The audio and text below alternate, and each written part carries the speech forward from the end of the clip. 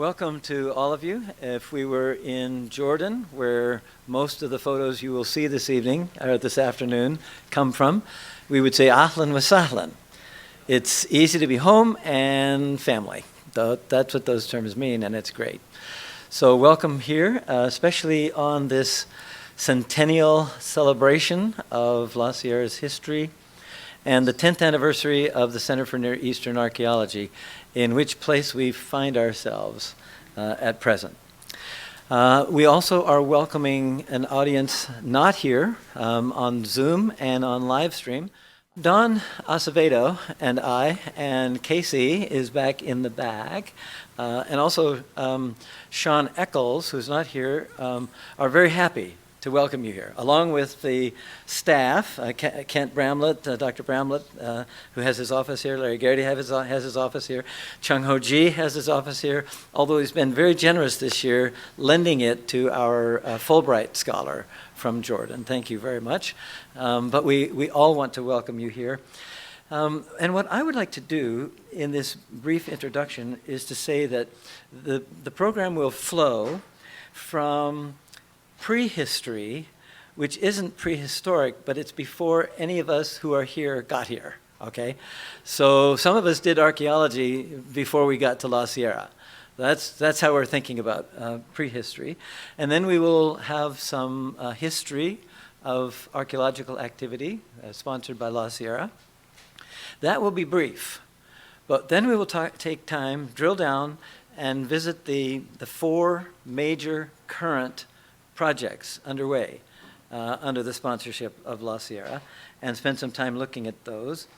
And then we will have a section on collections and donations, programs with which we are connected here at the center, publications that we do, and the future museum on campus. We do this at La Sierra within a wider context than just the science of archaeology. We are here for science. We have a guest on campus over here. Again, raise your hand, Richard Pearson from the UK, from University College of London, working on his PhD, studying bones, so sheep and goat jaws, mandibles and teeth. Looking for specific elements that will tell something about diet and about, I think about location too. Strontium isotope can do that as well. So we do science, but we do that at La Sierra in the context of a faith tradition and of a respect for the Bible, Old and New Testaments. And we do so with a zeal to find out everything we can, yes, about the world, yes, about the past, but also how it is that the Bible relates to us and we relate to the Bible. There will be time for Q&A at the end. Save up your questions. Those on Zoom, I will mention something in a moment. And then at the end, we have some awards to give, to give out. If we have time, I also have a 5-minute 3D video of our proposed new museum in Madaba, Jordan. And if we have the time, we'll take a look at that as well. Now, to our colleagues visiting us on Zoom, a couple of instructions, please be sure, you may have already done this, to mute your microphone and your video, close your video, and use the chat room for any questions that you have at any time throughout this presentation.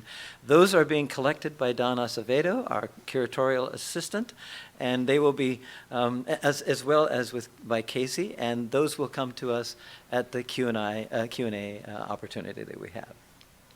Okay, so with that in mind, I'm going to ask Larry Garrity to come and to talk to us about prehistory. Now, I don't think any of us should say that because Larry's doing prehistory that he's prehistoric. He really is historic, and he's in our world, and he lives in our world, and we're grateful for that. So, Larry, take us to prehistory.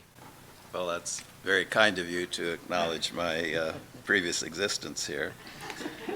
So a little bit about prehistory in terms of archaeology at La Sierra. Several of us who are now involved with archaeology at La Sierra were already involved with archaeology before coming here.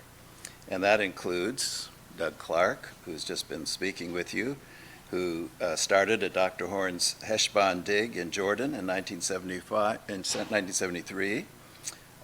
He involved the institutions that he was teaching at, Southwestern Adventist University and Walla Walla University, in the projects that we'll be describing in Jordan, and even served the entire field of archaeology at an organization that we call ASOR, now the American Society of Research, where he was the executive director. So Doug had a long history and involvement in archaeology before coming to La Sierra.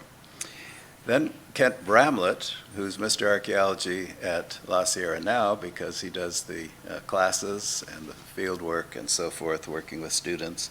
He dug it with the Madaba Plains project, which Doug and I have been involved with most of our lives.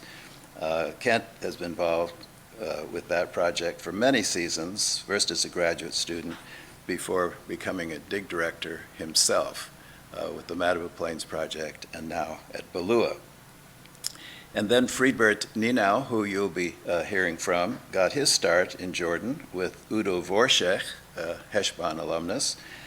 Udo chose the site of Balua in Moab while he was at Friedensau University in Germany. And in a sense, Dr. Ninau has brought that project to La Sierra, so it's a joint project where he and Kent are directors.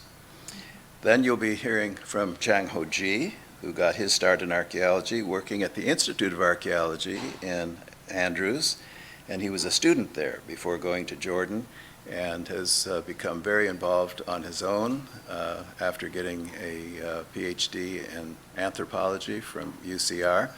So in addition to his work in the School of Education here, where he's dean, he's also extremely involved in archaeology. And of course, I myself helped Dr. Horn start the Heshbon dig in 1968, eventually directed that project and taught archaeology at Andrews from 1972 to 1985 before going to Atlantic Union College and then coming here in 1994. It was certainly Doug's presence, however, which enabled archaeology to boom here at the university. So are there some history? We'll go to that. Okay, let's talk a little bit about the history of archaeology at La Sierra. Kenneth Vine, the former dean of Loma Linda University La Sierra campus School of Religion, lived and worked in Lebanon during the 50s and 60s, and eventually got his doctorate at the University of Michigan before working on Robert Bull's excavation at Caesarea Maritima on the coast of Israel. That would have been in the 1970s. And through Dr. Vine, Bailey Gillespie, an important professor here in our School of Religion, became involved in the Caesarea project, and Bailey even became the camp manager for a couple of seasons. When Doug and I arrived at La Sierra, Bailey was teaching the archaeology courses and taking the annual tours with Rick Rice to the Holy Land.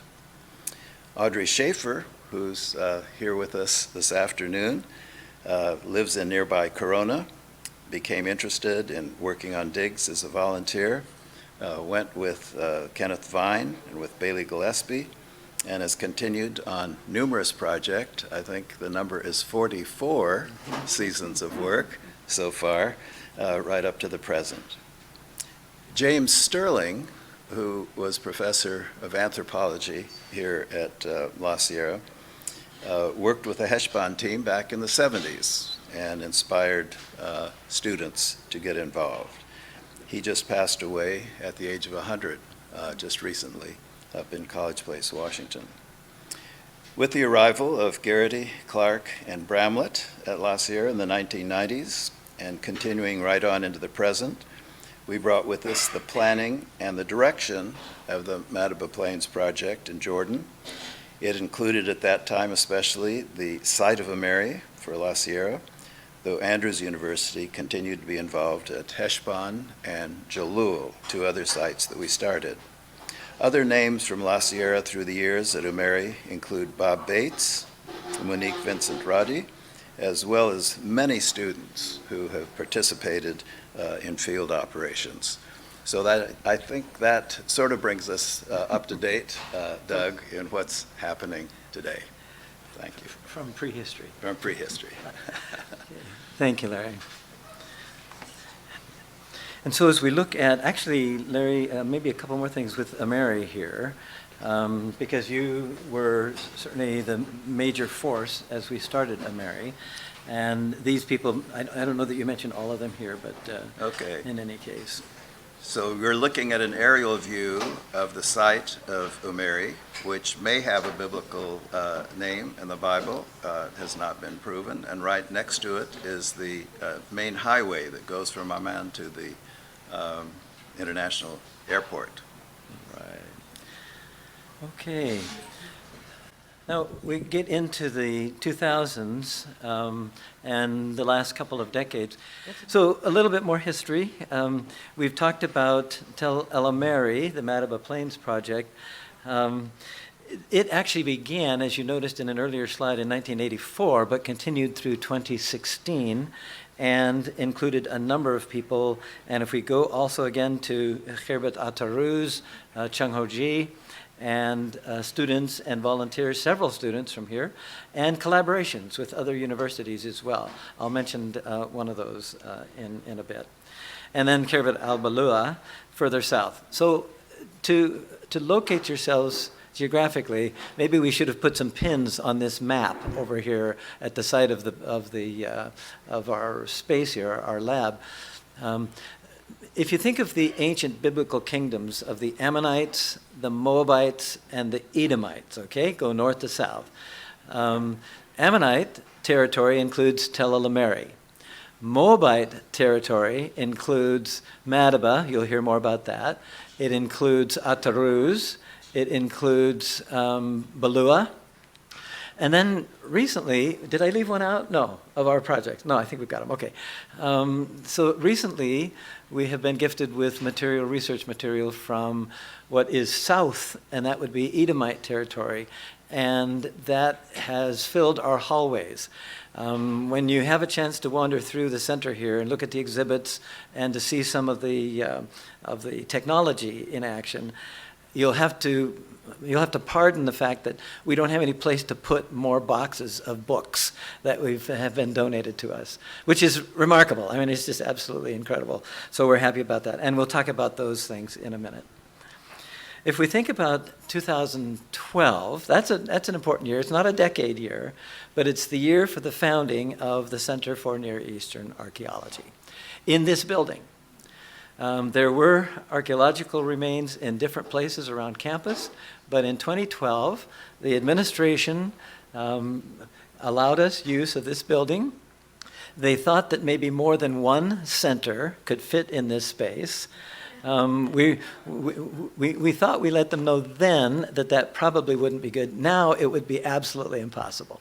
So we're very pleased to have been here, and it's through the grace of the university that we are here. I wanted you to look at this logo for just a minute.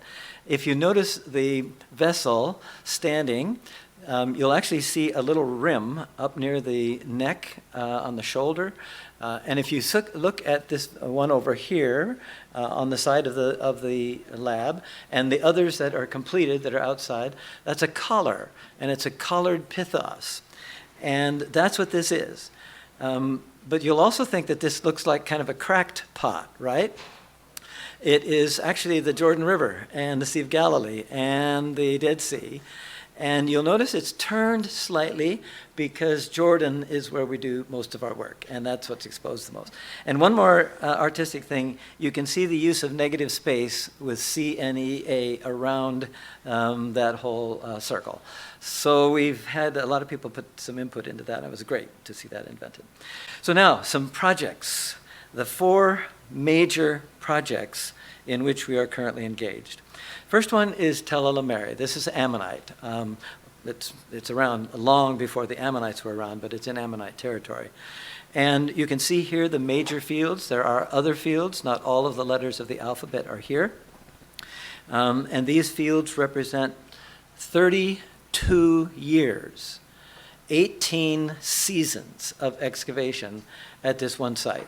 And it deserves about 50 times that many, because there is so much here that is rich. In any case, it has material that survives from the early Bronze Ages back to about 3000 BC, up until about 500 BC, actually into the 2nd century BC as well. One of the buildings, and I'm going to just highlight a couple of things, was a late Bronze Age temple, time of Moses, okay? This building was the major subject of Kent Bramlett's dissertation at University of Toronto. And so he claims this territory as kind of the signature discovery at Tel el-Meri. I will give you an option on that one, okay? But okay, we have a great time talking about that. In any case, there are several rooms, as you can see, in this temple. On the left-hand side, we don't know what those side rooms were used for. The next picture illustrates the cultic niche, we call it, with standing stones. And it would be fun to talk about these for a long period of time, but I'm just doing a very quick overview. I'm standing along with Larry Herr, co-director for several years at Tel el-Meri. And then you can see the picture, you can see the people behind who look like it's at the end of the day and they need a shower. That's because they do. That's what happens with archaeology. We're dirt archaeologists, after all. So that's how it works. And then this temple in a drawing and then a painting by Rhonda Root at Andrews University. And she's a terrific artist, gave us this cutaway of what we think this temple looked like. Extremely rare to have late Bronze Age material and architecture in Jordan, so that's been exciting. Now the competition for this building as the signature, okay, we'll have two signature discoveries, okay. And that is this, what is called a 4-room house. And you can see how these are divided with 3 long rooms and then a broad room in the back. This house plan was used for hundreds of years. This is one of the earliest and by far the best preserved anywhere in the Middle East, which has made it a magnet, because people want to see what these things really did look like as much as possible. So we've been excited about that. And again, Rhonda Root, the artist at Andrews University, has provided us with this painting. And then building B is actually the 4-room house we were looking at. This village of 4 or 5 buildings next to each other, cheek by jowl. Think of this as your neighbor being right through a stone wall. That's how closely they were packed. And then a couple of other highlights. Model shrines. Ameri, like any ancient site, was filled with religious architecture and artifacts. And we could tell lots of stories about this. This one is interesting because, as you can tell in the picture on the right, this is probably an androgynous person. And there is evidence for people worshiping combined male and female deities. So maybe that's what we've got here. This is a little household thing. I mean, not always household. They were found elsewhere, but it's a little model. And then just to give a quick illustration of some of the pottery that we excavated at Ameri. Archaeologists love to talk about this. But this picture is interesting. It all comes from one place, about the 2nd century BC. But you see here some handmade juglets, some wheel-made jars, and that unguentarium on the right back, on the left back, and then mold-made. So we have basically the major ways that people produce pottery in antiquity here. And then Kent Bramlett experimenting with our drone. If you ask him politely, he will show it to you in his office, where it seems to hold a place of pride behind his desk. And that has been extremely useful, because what we do with these is take photo after photo after photo with enough overlap that you can create 3D models. So we have the whole site in a 3D model. We can do that with the drone. And then digital data harvesting, we were one of the first projects to go digital, no longer using paper. We've found that there are limits, though, with digital, so we'll keep working. And then this, just to illustrate the last team that excavated at Ameri. As I recall, of the 3 sites of the Madaba Plains project, Jalul, Hespan, and Ameri, it's getting close to 3,000 people who've participated on those excavations over the years. So we're very happy to have enjoyed their participation. All right. 2016, as you saw on the last slide, was this final season at Tel El Umeri. The reason for that, and you may have heard Doug talk about this in other times and places, had to do with land ownership issues and permission to work there. So in 2017, we began to take on a major project of Balua, Herbetal Balua, with Friedbert Ninau, Monique Roddy at Walla Walla University, and myself as co-directors. The history of the site goes back quite a bit further. Friedbert has worked there from his early days with Udo Vorschach. And you can see here some of the members of our team, including sponsors, La Sierra University as the major sponsor, and the Theological Seminary Friedensau in Germany. And so we sort of picked up where Friedbert and others had been progressing for a couple of decades and expanded our objectives and our ambitions quite extensively. And so I'll share a little bit of what we've been doing there. First of all, where is it? Well, Doug mentioned this is Moabite territory, so south of where the Madaba Plains project spent 50 years working, just a bit to the north. So you see Amman there. And then the Ard al-Karak, or the Karak Plateau, which is the ancient region of the Moabites, the agricultural zone. So I've got a couple of maps here, but showing where the site of Balua is located. It's on a tertiary tributary to the great feature that we sometimes call the Grand Canyon of Jordan, the Wadi Mujib, which takes water, usually during runoff season, into the Dead Sea basin. It was an important location in antiquity, actually in the Iron Age, so the first and second millennia BC, probably lay on the north-south King's Highway, or the trade route. And so it was an important city. In Roman times, that road shifted a little bit to the west. So if you drive through on the modern highway system, that follows the Roman roads. And this will be way off out in the fields, and nobody goes there anymore. But you can see that much of the architecture, if you look closely at this picture, you can see the lines of visible Iron Age architecture. This is amazing. But it's due to the fact that the Greeks, in the Hellenistic period, the Romans, the Byzantines, they didn't build in the same place. Remember, the road had shifted to the west. That saved the site from being churned up. The Romans, loved to clear large areas to put in temples and large administrative buildings. Well, that saved this site from that later disturbance. The most prominent feature, though, is what we call the Qasr. It comes from really the Latin word, but it's via Arabic for like a castle. It could be a fortification feature, but it is made of these large blocks, and you don't really get the feeling of standing next to it from this picture, but it is, the blocks are generally 2, 3, even 4 tons. That's based on a rough calculation of the volume of basalt in some of those stones. We think that it was a royal city of the Moabites because of some of the finds. So royal cities are kind of privileged cities, maybe one-time capitals. Sometimes capitals shift around, but perhaps of primary importance.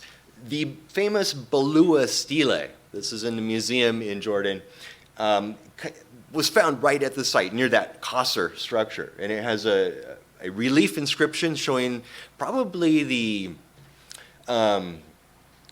some sort of ceremony in which a local chieftain is enthroned or given client status. There's a lot of Egyptianizing elements, so it's probably during the time of the Egyptian influence, during the late Bronze Age. And the inscription above it is worn off and nobody can read it. There are other finds, though, from Balua that do have inscriptions, even if just fragmentary, like this one on the bowl rim, which reads probably House of the King. The word for king is very clear, again, indications of royal connections, as well as these unique types of capitals. These are called Proto-Ionic capitals, right? You can see how the Greeks, the Ionian Greeks, developed that motif into a more sort of sculptured volute. But this is where the idea comes from the Levant. And they're only found at royal cities of the Ammonites, the Moabites, the Israelites. And so that's an important clue that we have something connected with royalty.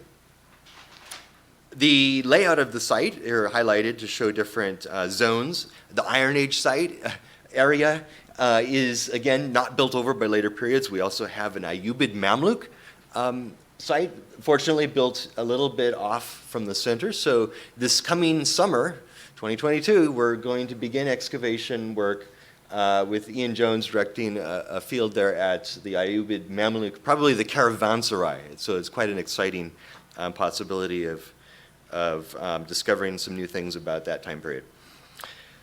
Well, for our project, how do you go about choosing places to excavate on a huge site like this? We tried to pick 3 strategic locations, and here they're listed as, and let me go to this screen, the wall, the Qasr, and the house. We want to hit some of the monumental architecture, right, and discover what was going on in connection with the administration. So we focused on one area just to the north of the Qasr to try to access the stratigraphy and determine the time period of that structure. You want to sample the sort of preserved houses that are at the site. How did the regular, they might not be regular people, maybe privileged people, but we chose one house that I'll show you pictures in just a minute, is well preserved, and then the fortification system. Actually, this middle dashed line shows a perimeter wall for the city, which was then enclosed as the city expanded to the east. So that gives us additional phasing complexity. Right? When was the city expanded and so forth? So those 3 areas were chosen for these specific research questions. Here's last season's team. This is 2019. The team that worked at the house. Let's zoom in and see a top plan here.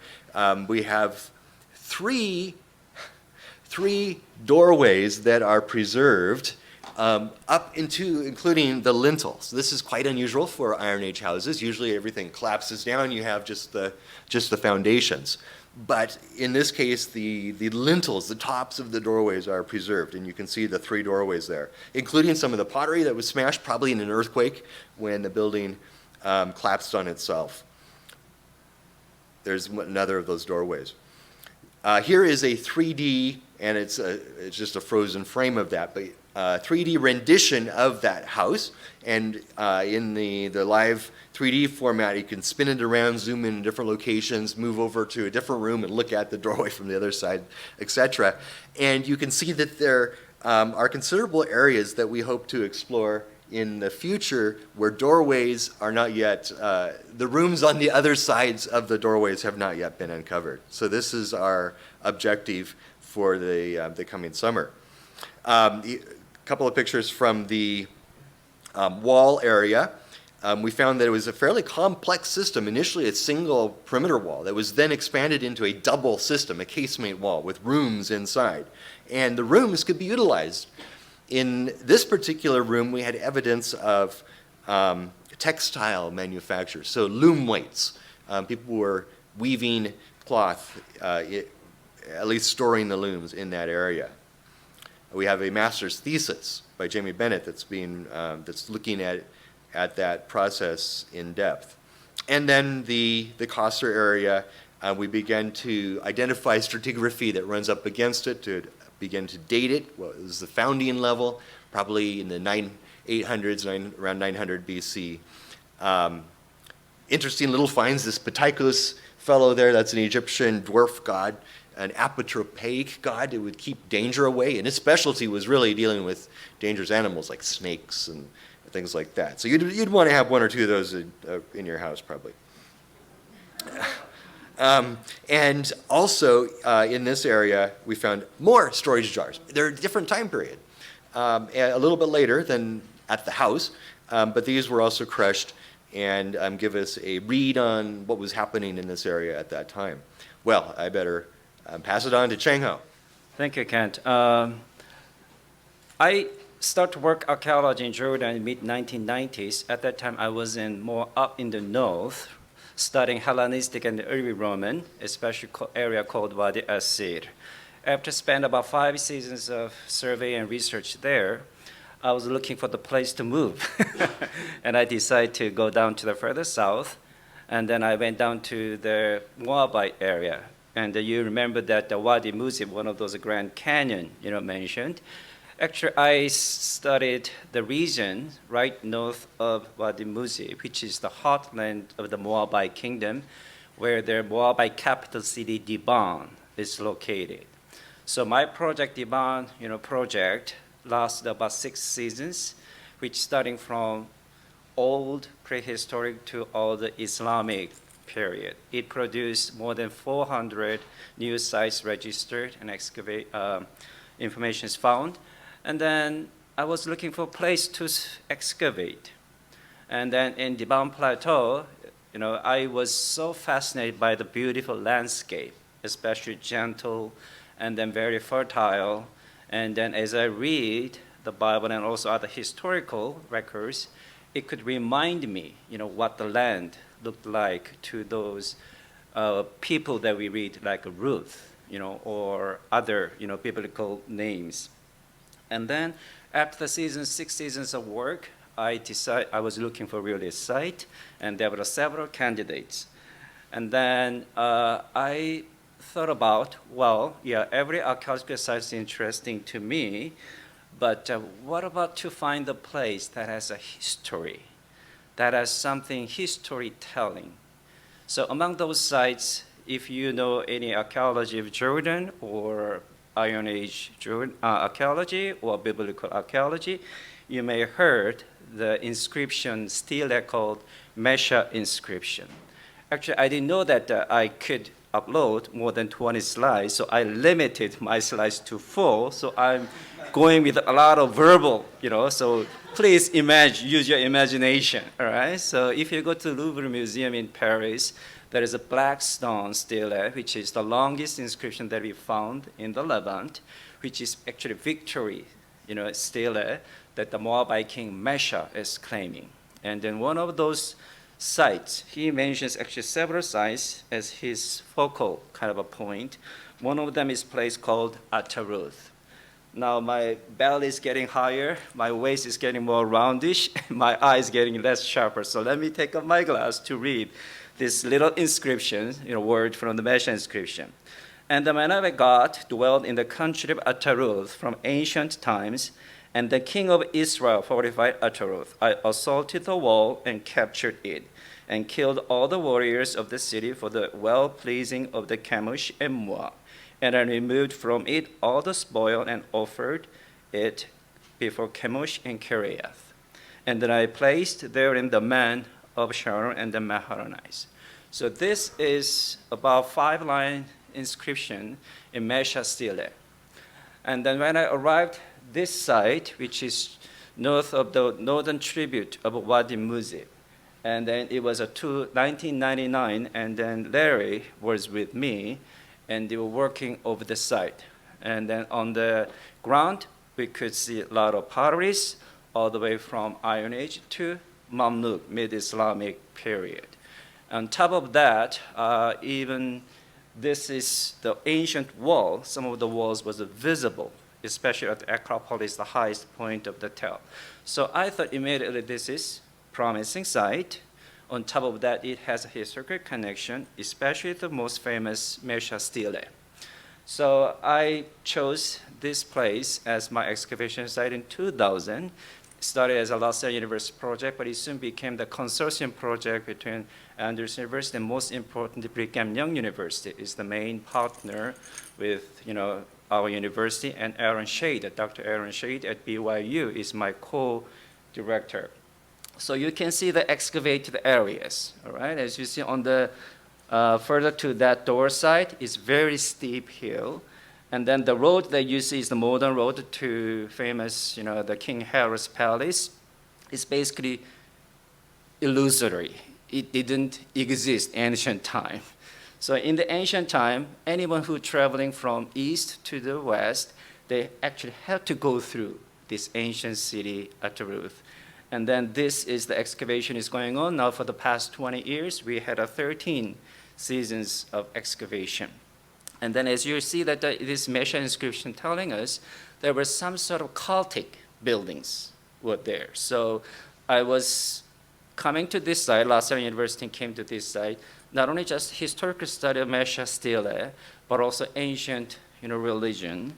And then this is the main building that we excavate the last 20 years, which is actually main sanctuary room. And then this has 3 tripartite main rooms, and we so far found 7 altars, as well as 2 high places. And then we think we are expanding to the ground area that animal was sacrificed and also the butchered. And also we are looking for some sort of priestly court. This site is probably, I would say, one of the best preserved cultic sites from biblical history. This is dated the late 9th century. And then this is very well aligned with Mesa inscription. On top of that, we found a small sanctuary that is clearly dating to the Mesha period. And then I'm sorry, if you go to ataruz.org, the website, you can see a lot of objects and then findings from there. But I still very clearly remember 2010, it was one of the most productive era with hundreds of cultic objects. And then Dr. Assad, who's sitting back there, who was then Director General, he very kindly organized this press conference to present Ataruz's objects to the press, as well as it became very well known to the world at that time. So I really appreciate that your collegiality and then help, assistance and attention to site. So this is fascinating. We are still excavating, and we are focusing on monumental staircase this coming summer, as well as we hope that we can reach sometime soon the gate system of this, Ataruz. One of the most fascinating finding from Ataruz happened in actually 2012, but we didn't know this was exactly what was about until 2018, and a team of epigraphers studied hard, and this little, about 1 meter high inscription was found in the Moabite sanctuary room, and then now you are seeing some inscriptions on it, and this is the earliest Moabite national script that ever found. So now you are seeing, we even can date 840 to 790, but more precisely about 825 BC is this dating now. So this is earliest Moabite inscriptions. And then let me just read as a last sort of part of my presentation what this inscription is about. 4 with 8 shekels of bronze, and then 2 shekels of bronze, total plunder 10. And then inscription 2 reads, 4 plus 50 from the Hebrews, and then 4,014 men and women scattered and then abandoned in great number from the desolate city, which a burnt incense altar acquired the land. So this inscription, the earliest Moabite inscription, seems to go well aligned with the famous Mesha stele that was found in the capital city of Diban.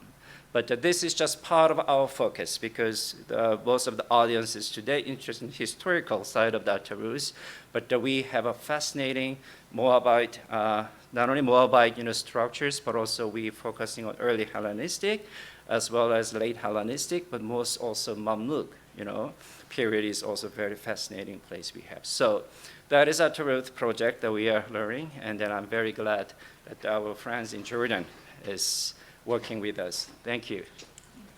Those of us who worked further north than what Chungo-ji was talking about, in the Madaba Plains region of Jordan, all of our artifacts went to the Madaba Regional or District Office of the Department of Antiquities. Dr. Ziad was the Director General of the main office of the country. And then there were several offices around. And so all of our artifacts went there. So in the last several years, it's been my privilege, actually, to be working with an international team of Italian and American and Jordanians to create what we call the Madaba Regional Archaeological Museum project. The goal is to see bricks and mortar museum. We've done pretty much everything else, but here we are, ready for... COVID interrupted everything, including this. But in any case, I wanted to show you something about it. And this is a slide of the partners, the various partners and stakeholders. Actually, our list of stakeholders is huge because this is happening inside a modern village, a town in Jordan, Madaba, which has grown exponentially in the last few decades. But it has a long and really interesting history, and it was abandoned, actually, for about 1,000 years before a series of Christian families moved up from the south and established what is modern Madaba in the 1880s. Our team of directors, this does not include our Jordanian colleague, Bassem Mahamid, now in charge of museums at the Department of Antiquities. It's who you know, remember, okay? It's these connections that matter if one is hoping to make a contribution in the Middle East.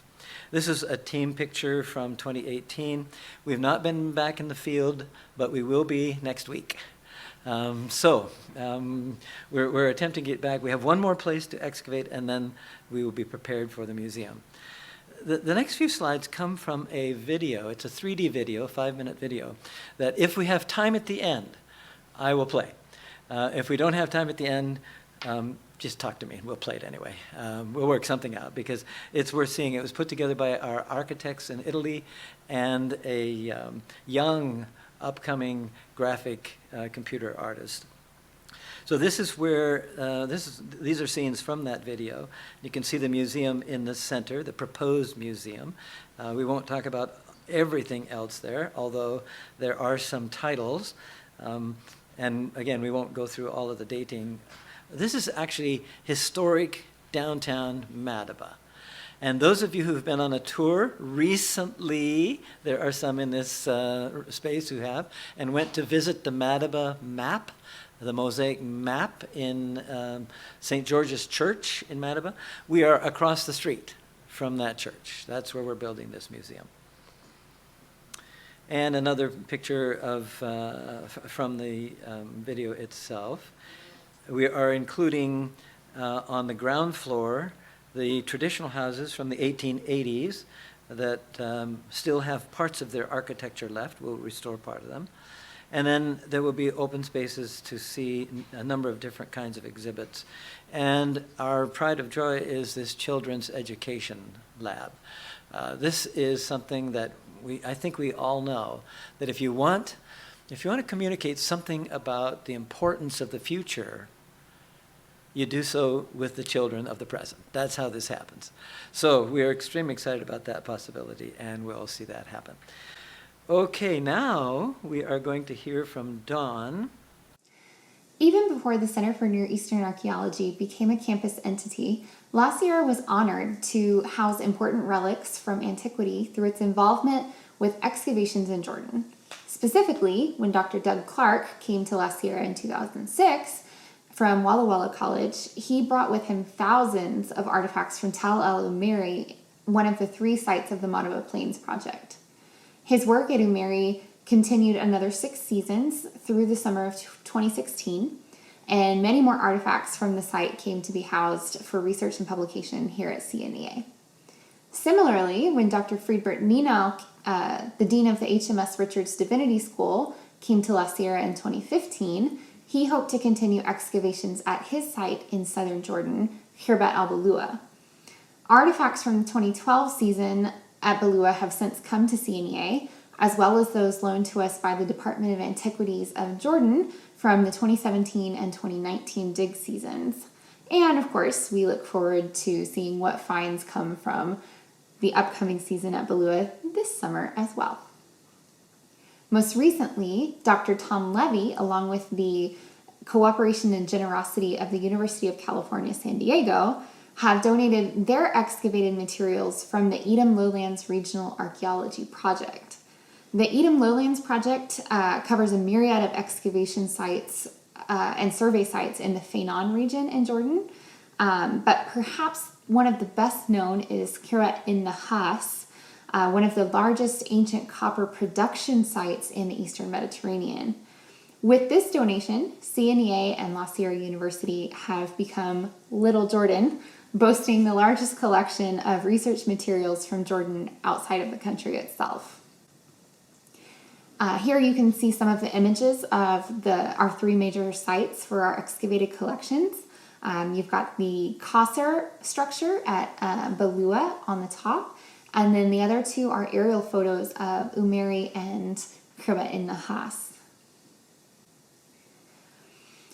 Moving on to our donated collections. After his death in 1997, Michael Blaine's archaeological collection and Bible-related paraphernalia from his personal Bible museum in Glendale came to La Sierra. Blaine had been a participant on the Madaba Plains Project excavations at Heshbon. He was described as larger than life and was always very popular with the Jordanian workers as well. Later in 2000, Dr. Larry Garrity, through a friend of his in Jerusalem, brought our Biblical Life collection to La Sierra University. This impressive collection boasts almost 9,000 artifacts from the Levant, many of which are considered everyday items and give us a glimpse into what life was like in the ancient Near East. This collection includes ceramic vessels, metal weapons, scarabs, jewelry, coins, and more, all dating from the Chalcolithic to the Islamic periods. In recent times, private collections have also been donated to La Sierra by La Sierra alumnus Dr. Dwayne Beats, the late Shirley McCauley, and her daughter and former La Sierra faculty, Diane McCauley. The collections house a variety of artifacts, including glass vessels, coins, wooden Egyptian masks, ceramic vessels, and even a helmet and shield. And finally, Dr. Harvey Cohen of San Diego is also donating his private collection to CNEA. His is a fine collection of figurines, ceramics, mosaics, and much more. In addition to the donation of larger private collections, several donors have gifted us with individual objects or small private collections, including lamps, coins, earrings, an ossuary, and for those of you who are in the collections lab at CNEA right now, our beautiful Corinthian capital. And for all of these gifts, whether big or small, we express our sincere gratitude. These artifacts allow us to learn more and more about the past, and through displaying these treasures, to share the richness of these cultures and the importance of preserving this heritage for generations to come. In addition to our incredible artifact collections, numbering in the tens of thousands, CNEA has an ever-expanding research library. The original library was donated by Dr. Larry Garrity and is comprised of thousands of archaeological and religious texts, as well as some reference works, journals, magazines, articles. And over the years, CNEA has also purchased some volumes just to contribute to the library. We have also received a number of small collections or individual books from various supporters. And recently, our library was supplemented with 906 art history and archaeological texts from the late Norma Kershaw, as well as 570 prehistory texts and journals from Dr. Brian Bird of UC Davis. Lastly, Dr. Tom Levy of UC San Diego, in addition to the artifacts from the Edom Lowlands Project, has donated to CNEA his extensive archaeological research library. This donation is currently in the process of being inventoried, but we expect it to number in the thousands. We're ecstatic to see such tremendous growth of our research library because research is a top priority at the CNEA. These volumes facilitate the ongoing research of faculty, of staff, students, and visiting scholars. And they speak to our mission by providing educational resources and research opportunities for students, scholars, and the public. And lastly, we want to take a moment to recognize and thank our donors who have supported us in all other capacities. We have received archaeological slide collections from Kenneth Vine, Norma Kershaw, and John Reeves, a valuable stamp collection from Bert Holoviak to be sold as financial support for the center. We received a collection of maps of Jordan and other Middle Eastern countries from Robin Brown, and various works of art from a number of donors, wonderful volunteers who have donated supplies and thousands of man-hours of their time and expertise. And of course, our ongoing financial support by so many incredible and faithful donors. So to everyone who has, is, and continues to support us in a variety of ways, we thank you. Thank you for believing in us, and thank you for believing in the Center for Near Eastern Archaeology. Kent and I are going to talk about programs, various programs, some of them academic, some of them not. Kent, begin. We began by formalizing degree programs at La Sierra, which had only been, some had been available through the Create Your Own Degree process, but we, fairly early, it must have been 2011 or so, where we got the Bachelor of Arts in Archaeology set up to formally offer a BA in Archaeology. Soon after, especially with the founding then of the center here, we expanded into the master's program and now offer a Master of Arts in Near Eastern Archaeology through the Divinity School. So it has its own Master of Arts program. This is probably our biggest program. So we have a number of students in that I'll come to in just a minute. And also we offer a minor. So anybody who's interested in archaeology as an undergrad can put together a few classes and round out their knowledge of the ancient world through archaeology that way. Here's a list of students that we've had that have come through with degree programs. Currently, there are 8 master students in the MA Near Eastern Archaeology program, listed over there on the left, as well as one current Bachelor of Arts student, Enjing Zhou. She'll be graduating this summer, and one minor. He's a biology student. Is very interested in the faunal remains, so he's been joining up his interest through archaeology. And then we have a list there of finished students who have completed their degrees in both the Bachelor of Arts and the MAs, and minors as well. Not every student who is influenced by archaeology here comes out with a degree program. There are a couple that are going on, excuse me, into PhD programs, having taken some of our archaeology classes, but not formally resulted in a degree program here. But we think that's an important influence as well, directing them in their future life work. And hundreds of students have taken archaeology classes as part of their core requirements. Archaeology of the Old Testament, archaeology of the New Testament world, Mediterranean world of antiquity, classes like that that focus on the archaeology and round out their knowledge of the world, which I feel contributes to an intelligent interpretation of the modern world and current events. Thank you, Kent. Some of the institutions, I'm going to apologize to Larry Garrity first because Atlantic Union College did not make it on this list. My mistake, my bad. But in any case, so a number of universities that have been tied with La Sierra, whether it's one of the projects or another one, and so you can see most of them going down to Mount Royal University are the Ameri connections. Friedenau and University of Washington, Balua, Brigham Young University, as Chung Ho Ji mentioned, with his project at Ataruz. And then Gannon University, Perugia University in Perugia, Italy, and the La Sapienza University of Rome are part of the MRAMP project. A couple of quick things about our ongoing programs. We are headed this fall for the 14th annual Archaeology Discovery Weekend.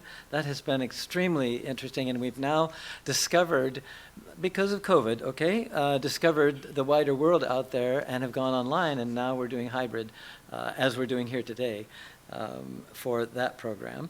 And we also inaugurated this winter with Dr. Ziad El-Saad, our first winter archaeology lecture. And you can see the title of it here, which is really interesting, Jordan as a Key Player in Human Development and Technology. And we thank you for setting us in the right direction with that. And then, as we're doing now, Homecoming Weekend. We try to do something each year. We won't have a centennial lecture every year. That's going to wait a while. So, but you know, we'll try our best. Try our best to keep up. And then our Archaeology Adventures program with grade schoolers, probably somewhere around 4,000 students in the last 10 years have been through this program here. It's a 4-hour intensive, they learn archaeology program. And we have 2 dig units out here in which they practice. A couple of notes about some collaborations that we have at the CNEA. University of California, San Diego, you heard Dawn already talk about that. And that's ongoing. That has been for some time, especially with technology. The Getty Conservation Institute and the UCLA Getty Villa program, Dr. Ziad and I were there 3 days ago. I think we spent most of our time in traffic, but otherwise, we were at both places cementing the kinds of ties we currently have and building more for the future. Artifacts from this room and next room behind us go to the Getty Villa for their use for students to conserve. We are benefiting, students are benefiting. This is as win-win as we can get. We're just so pleased about that. And who does it better than the Getty? They are super. We also, I should say something about U.S. aid, U.S. Agency for International Development, ACORE, the American Center of Research in Jordan, and SHEP, which is a really long name, Sustainable Cultural Heritage Through Engagement of Local Communities Project. There are more words than letters, but okay, that's how this came about. I'll show you a slide or two about that. And then the U.S. Embassy and the Department of State. We have, over the last several years with our MRAMP project, developed some ties with the Department of State, and they have been absolutely super to work with. I want you to know that there's a good place for your tax dollars. If you could direct it, kind of aim it toward the Department of State, and we would be very happy about that. This is ongoing. They became so excited about our project that we did during COVID, during remote operations, that they've now taken it as a model for the State Department to run globally. It's now gone viral, and they've been terrific partners to work with. And the VersaCare Foundation here in Riverside. This is actually the end of that video that if we have a chance, we'll watch it. This is our website for MRAMP, which comes in both English and in Arabic. We are doing some remodeling. This is an image of the collaborative project we did with the State Department, with Story Center, with SciArc, and then you can see our logos down at the lower left for the CNEA and for Gannon University, to create virtual 3D interactive tours of 3 sites in Madaba. It's just been so much fun working with these people, and they come back to us and they say, okay, we've got this other idea for you, and we've got the money, so okay, we're good with that. And this is that site for the tours. And then I want to say another kind of collaboration. 2 Jordanian scholars one from the University of Jordan and one, Ziad, from Yarmouk University, have chosen to spend a year here on a Fulbright fellowship. And that adds to our sense of accomplishment. You have added value to La Sierra. Okay, some publications notes, some recording here momentarily. Welcome. As publications manager here at the CNEA, I just want to share a little bit about what we do with our publications. Archaeologists recover, analyze, interpret, and preserve a lot of information. Every season we excavate in the field, but we have an extremely important responsibility to not stop there, but to present and publish what we find as well. We present and publish our research to a scholarly audience, creating volumes and presentations at regional conferences and national conferences to share our work with our colleagues. We also share with the public, creating popular presentations in our local communities and sharing in magazines, newsletters, and online in different ways. Here at the CNEA, we have a commitment to sharing what we do for the common good and to helping preserve the past with passion. That means fulfilling that responsibility to not only excavate well, but to also publish well. Here at the CNEA, you can see this series of volumes created for the Madaba Plains Project Tel El Umeri excavations, which have been going on in Jordan since 1984. The last 4 volumes in this series, starting with the 2000 season, here you see in Umeri 7, have been published here at the CNEA in partnership with Eisenbrauns and now Penn State University Press. These volumes are recognized as important by our colleagues, as you can see from a couple of the awards that previous volumes have earned. You see here the 4 volumes that we've created here at the CNEA. So spanning the 2000, the 2002, and 2004, and most recently the 2006 season in MPP 10. Each of these volumes are rich in data for our colleagues. They include photographs of what we find in the field, whether that's a wall or the artifacts. And you see some of those artifacts featured here on the covers of each volume. But on a more public front, we also try to share what we do with each of you. So right here, you can see on our website connections to our newsletters, the La Sierra Digs. These come out each quarter and share information about what we're doing at the CNEA, as well as what our excavations are up to. You can also hear about what's happening from the field. Some of our projects, like the Balua Regional Archaeological Project, share weekly updates from the field. These began in 2017, continued in 2019, and we hope to keep you up to date with what we're doing in the field this season in 2022. So check back at the website and keep up with us right there. Thank you.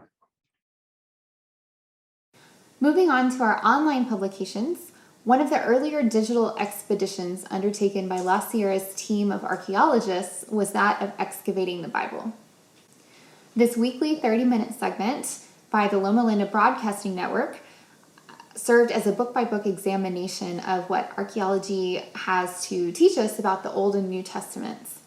A total of 165 episodes were filmed between 2014 and 2017, starring Drs. Doug Clark and Larry Garrity, with cameos by Drs. Kent Bramlett, Chang Ho Ji, Kendra Holoviak, and others. Topics covered the archaeology of Genesis to Revelation, as well as themes, sites, and artifacts relevant to the Bible.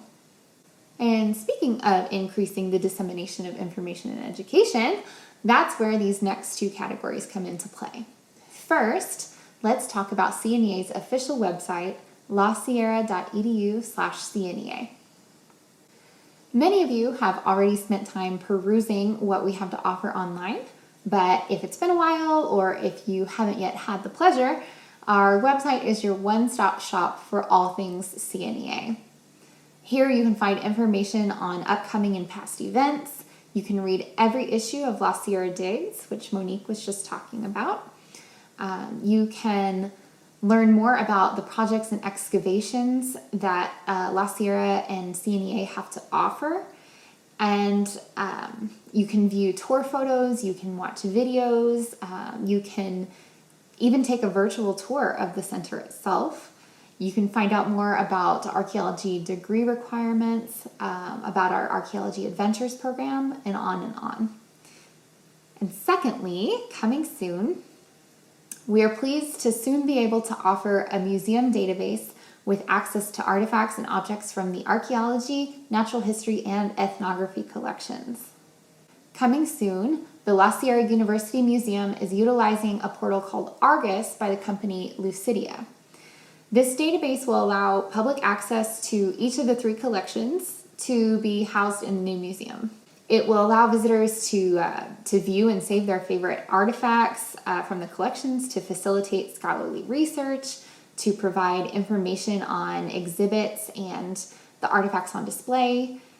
Users can even share their favorites on their Pinterest or Twitter or with a shareable link. The database will go live with the groundbreaking of the new museum, which is scheduled to take place on the 100th birthday of the university in October of this year, 2022. But in order to make this happen, the funding deadline has been set for June 2022. So it's closing in on us. So if you want to see this campus museum come to fruition, I would ask that you please consider giving to the cause. Access to our anthropology, archaeology, and natural history collections not only helps to build the name and fame of La Sierra, but it will be a wonderful ministry to our community by the showcasing of foreign cultures and missions work, the cultural artifacts from the land and time of the Bible, and God's glorious creativity in his marvelous creation. So what of the future? You've heard a little bit about the past and what is going on currently. Over the years, 3 important artifact specimen collections have emerged here at La Sierra University. Oldest, perhaps, is the World Museum of Natural History, started in the 1970s by alumnus Dr. Billy Hankins. Dr. Virgil Wood, among others, helped to develop the magnificent mineral collection that is part of it.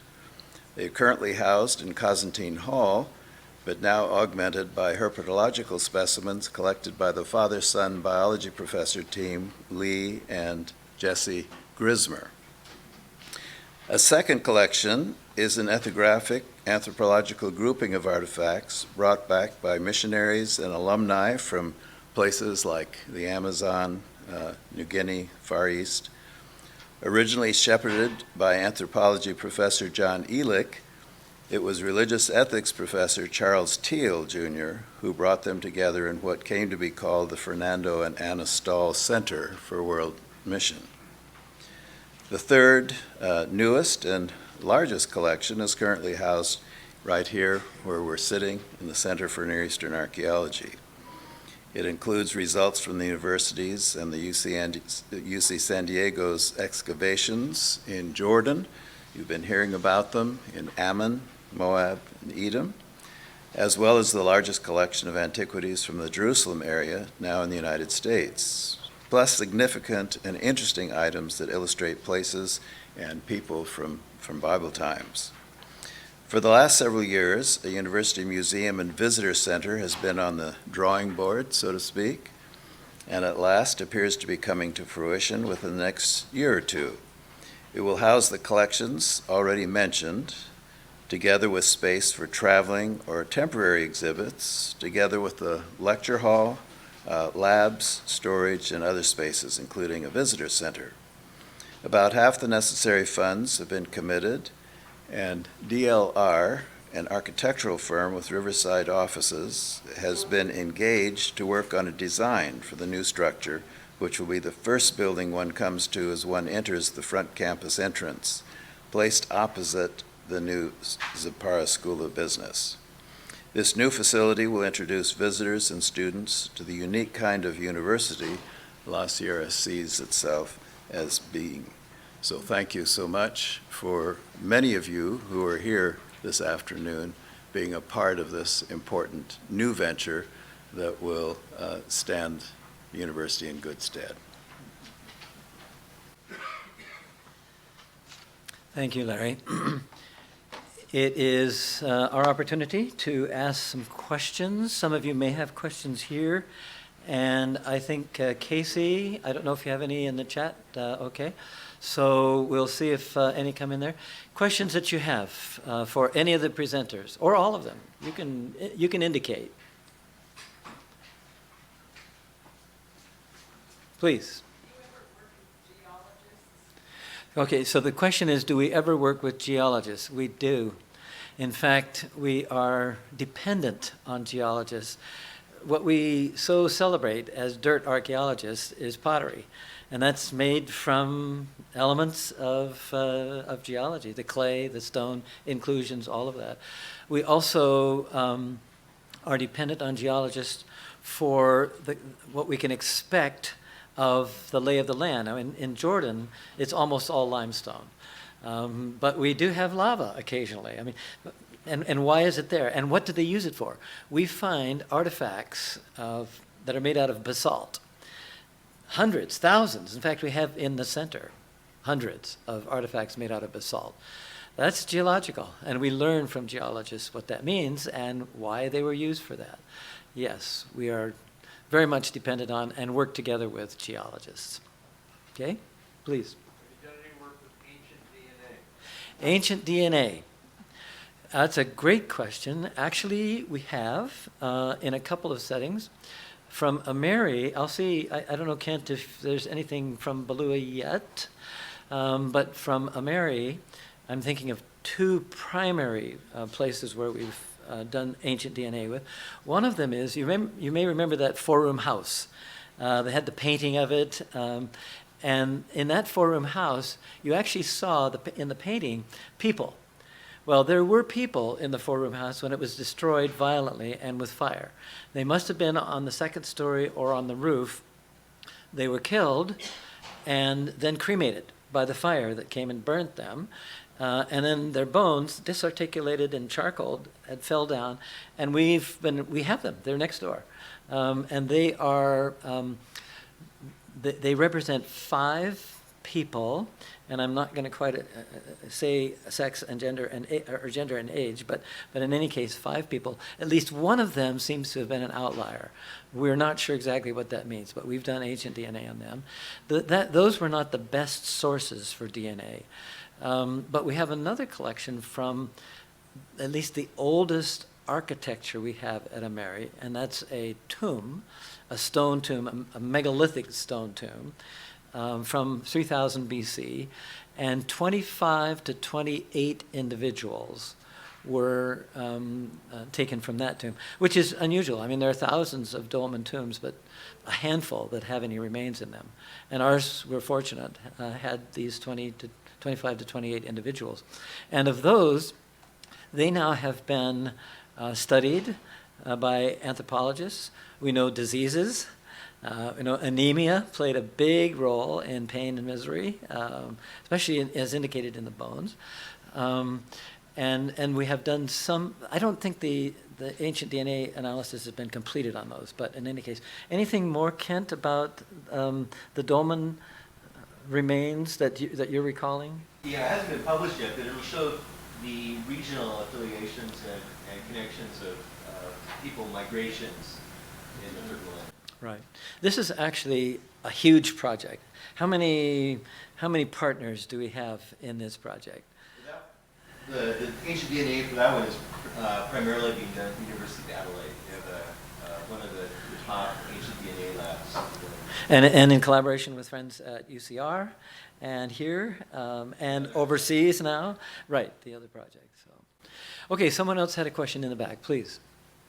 So, I know this might sound like a dumb question, but I couldn't help noticing on the photos of the bronze temple about how the stones and the walls and the design of those buildings were put together look very similar, and it's a big time difference, but it looks very similar to me of what I see at Machu Picchu, the way the stones are shaped, the walls are put together, the design of the rooms, and even though there's a huge span of time difference there, is it possible there's some kind of a relationship in the way those designs are so similar? That's a great question about stone walls. Machu Picchu did it much better. They carved to fit on corners, and I mean, it's spectacular. Anybody who's been to Peru and to Machu Picchu, yes, absolutely. Kent can talk about similar, but what we have primarily in the Middle East are what we call boulder and chink walls. So you're using boulders of different sizes, and then you're chinking it with smaller stones to keep them stable. And typically these are about 1 meter thick. When you're stacking field stones, even big field stones up, you need 1 meter just to support it. In Machu Picchu, these were cut to the width. And so they would be more like later ashlars, we would call them in the Middle East, which were really cut nicely to fit. But otherwise, most of what we have in the stone walls at Ameri, we have very few ashlars, and they're from very late. So, yes, there's quite a bit of time span between them. Anything else? Any other questions? Is there any protection given to the site when you're not there? Is any other group working on those areas where you work? The question has to do with the sites as in the times when we are away, and is anybody protecting them? Dr. Ziad could tell us that the Department of Antiquities does hire guards. It's very minimal and it's part-time, but I think there are guards at pretty much every archaeological site. Would that be correct? Yes, there is a site monitoring. Actually, they have a policy to monitor sites, especially sites under excavations. Unfortunately, these sites are attracting looters and conveyors.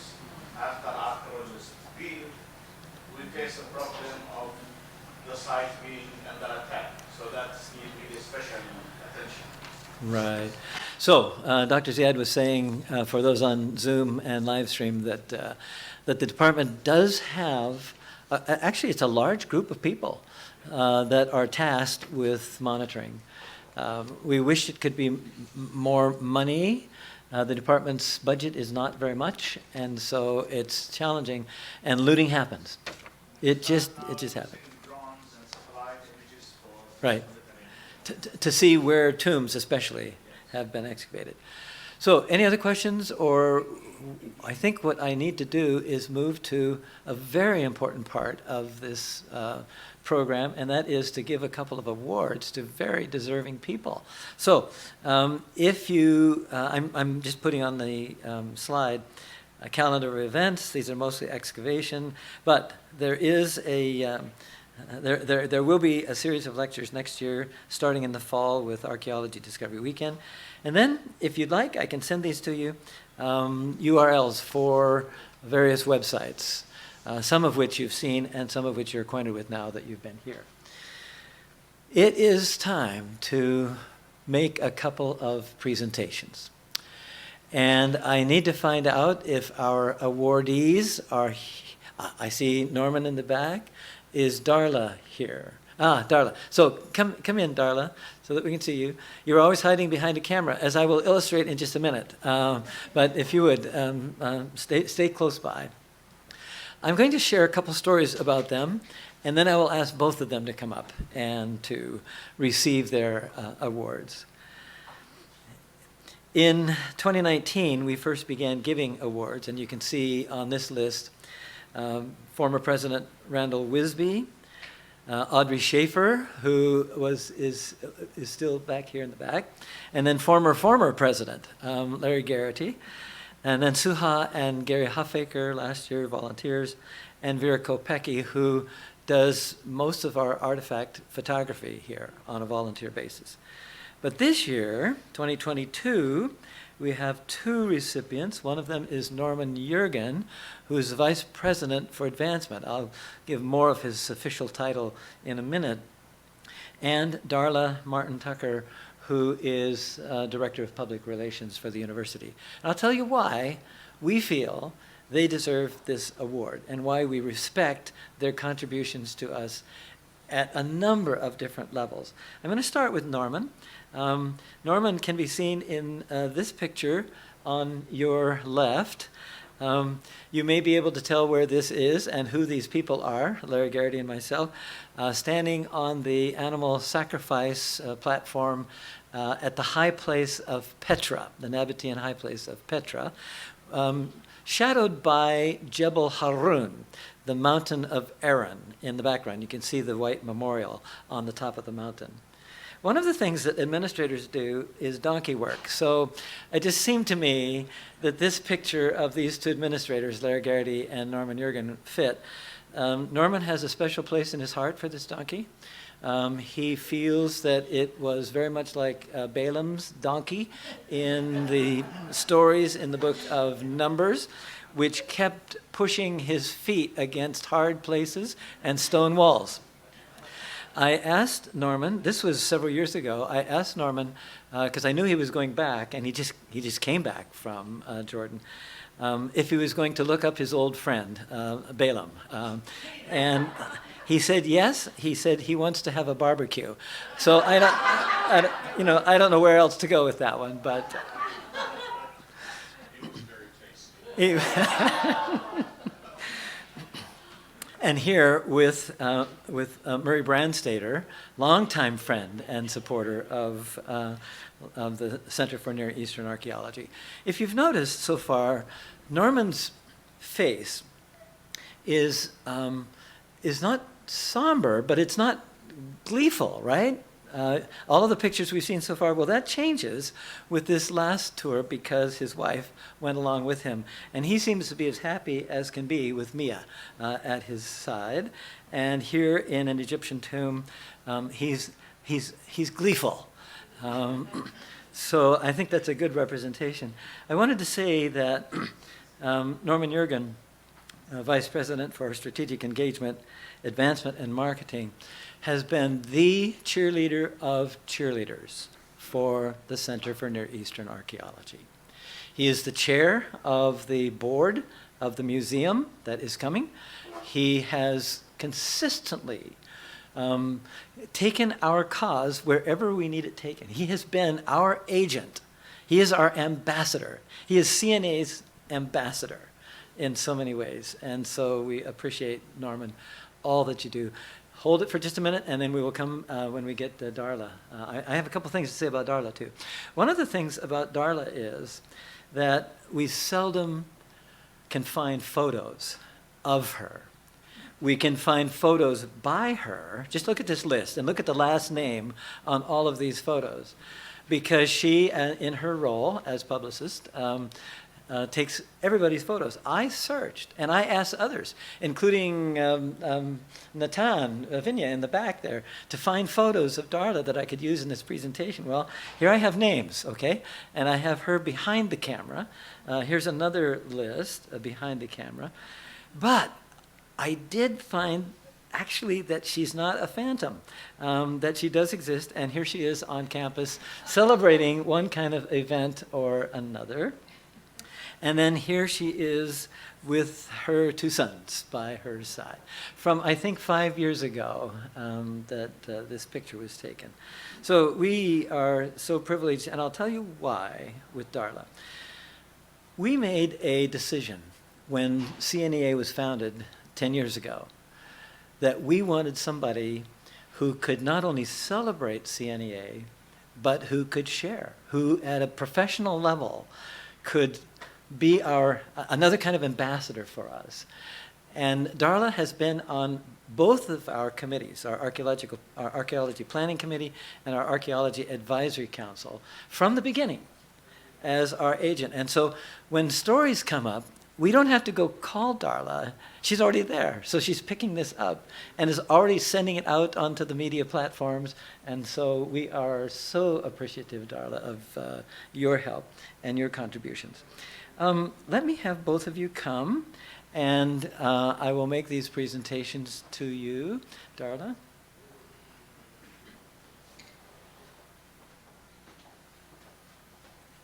Let's do this one. Uh-oh. That was yours, Norman. It'll be okay. So, Darla, come over here. So, this is for Darla Martin Tucker in recognition for years of faithful participation in and support for the archaeology program at La Sierra University. The Center for Near Eastern Archaeology proudly honors you with this achievement award. April 30, 2022. Congratulations. Thank you so much. Here you go. You want to take something? Thank you very, very much. This is an amazing honor, and I'm very humbled and privileged.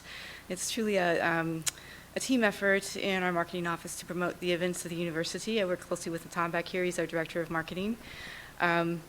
So this award is particularly meaningful to me, especially the 10th anniversary of CNEA. I cannot believe it's been 10 years, but time flies when you're having fun. So this is very cool, and particularly meaningful because of the people who are giving it to me, who I hold in the highest professional esteem, and I'm constantly amazed by their achievements, but who are generous, kind, supportive, great fun to work with, and who I count as my friends. So this means a lot to me personally as well. I've greatly enjoyed serving on the archaeology committee all of these years because my own intellectual life and curiosities have been enhanced by all I've learned about archaeology, and I am now proud to count myself as a true archaeophile. I love it. It's been a privilege and a pleasure and a mission to bring public awareness to the exceptional programs that Doug Clark and team are putting out there, because they offer so much cultural and educational value to the community, because they significantly raise the profile of the university among our stakeholders and our various community groups. So it's a privilege to put this out here. It makes everybody proud, and it's just an amazing thing that you've all accomplished here. So very soon, I'm looking forward to cranking up the PR and media relations machine for our Archaeology Discovery Weekend, November 12 and 13. Put it on your calendars. I expect all of you to be there, to explore the pharaohs of Egypt. I am personally looking forward to that one. That will be very cool to delve into. And also down the road, it's going to be great fun to talk about and promote in any way I can help promote the new museum project. So I'm very privileged to put more of these stories out there. Stay tuned, there's more to come. And I'm privileged to be one of the storytellers of all these great things that are taking place.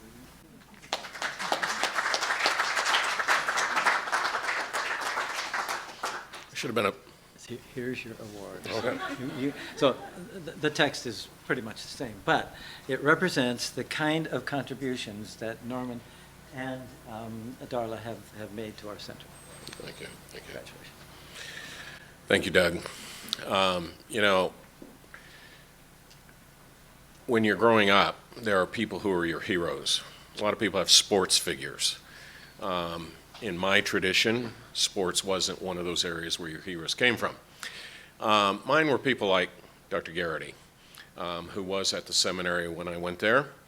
And that's when I first became involved, acquired my first artifact, a cuneiform tablet, which is actually a copy of one that was at Andrews, I made while I was studying at the seminary. And through the years, got to know Dr. Garrity and appreciated him hiring me here about 16 years ago.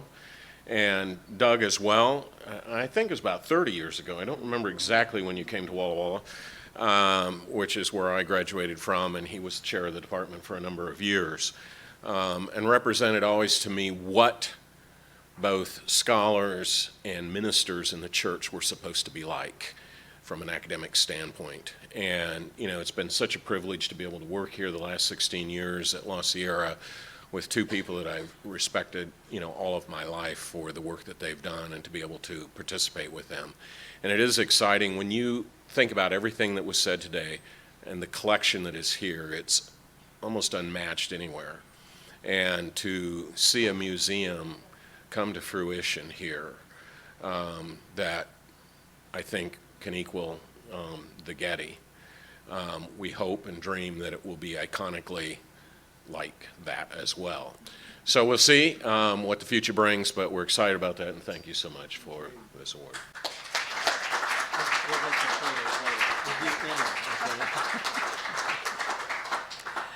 We'll catch some photos with Darla in them, not behind the camera taking them, but we'll catch those after a bit.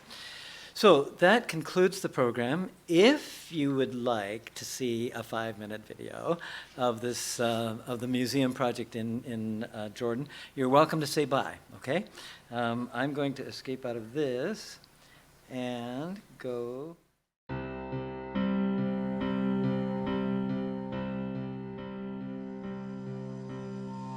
Welcome to this 3D video rendition of the proposed new regional archaeological museum in historic downtown Madaba, Jordan, located in the Madaba Archaeological Park 2 West.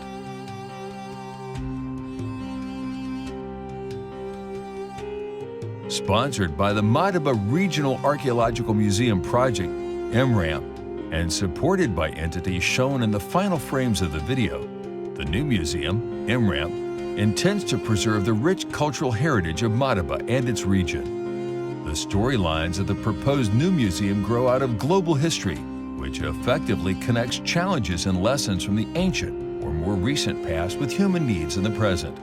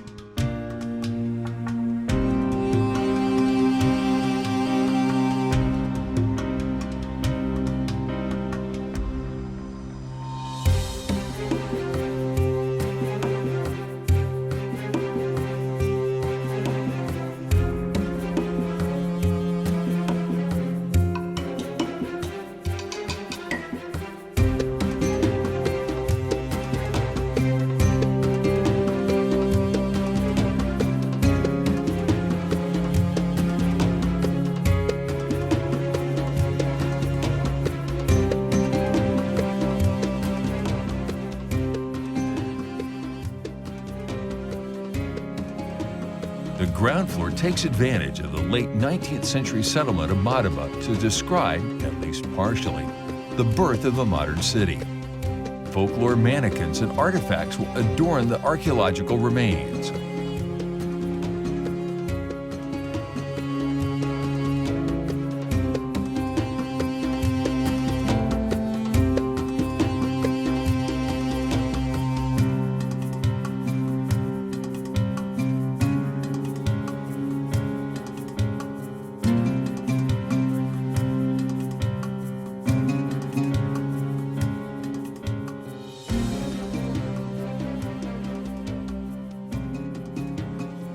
The first floor lays out environmental challenges, earthquakes, droughts, storms, etc., faced by ancient inhabitants of the Madaba region and how they confronted these challenges in daily life and survival with local resilience and resolve. For example, the problem of sufficient water to survive and thrive.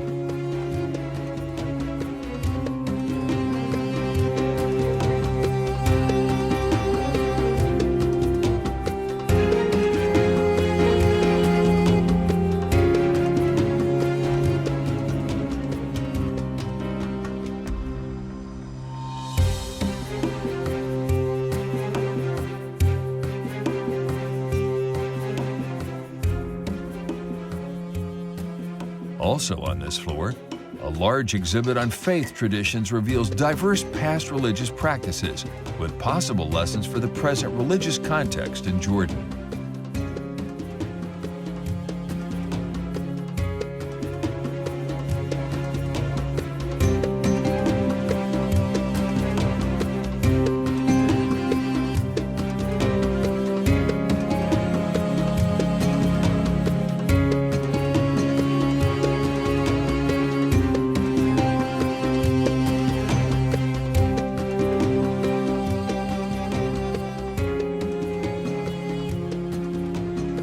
The second floor focuses on political realities in the region, including occasional conflicts and how the march of empires affected the region through the historical time periods from the Bronze Ages to the 19th century, as well as how local communities organize themselves socially and politically.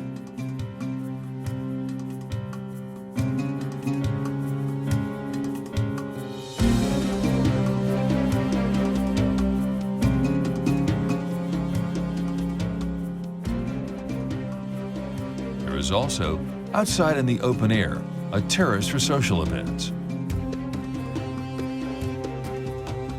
This floor also features an auditorium for conferences and films, and a children's educational lab.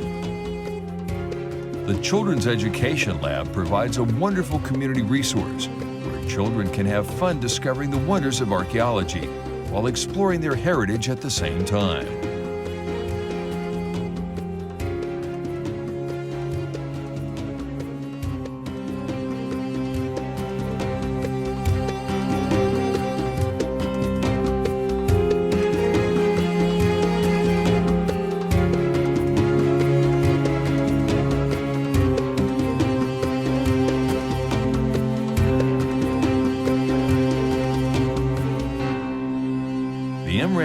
Would like to express appreciation to the partner entities and agencies listed on the screen for their help in making this project possible and assisting in the planning of this new state-of-the-art regional archaeological museum in Madaba.